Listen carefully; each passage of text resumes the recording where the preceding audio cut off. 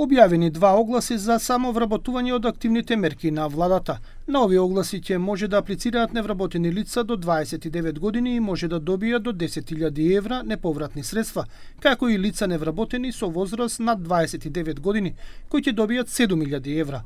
Во условите се наведува дека цел освен невработени се и ранливи групи граѓани како жени жртви на родово базирано насилство, невработени роми, повратници од странство. Но најавено е и дека ќе се даваат пари и за легализирање на сивата економија.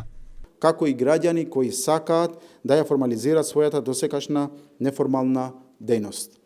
Но министерот Друмиши, откако беше прашан дали ова значи дека тие што досега работеле незаконски и ништо не и плаќале на државата, сега ем ќе го легализираат бизнисот, ем нема да има казни, ем ќе добијат и пари од државата за да работат според закон, се обиде да ретерира.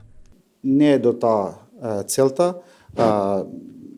Интересот на граѓаните и на луѓето што работат активно има добра можност помеѓу овој начин да ја формализираат бизнисот, да речеме, ако имаат потреба да додадат уште еден ново вработено лице, да вработат уште еден, да земат поддршка од оперативниот план.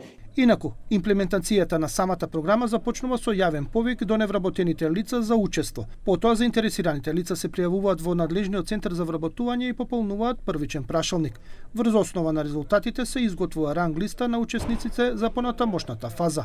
Потоа за овие лица обезбедена и обука за предприемништво и развивање на бизнис вештини.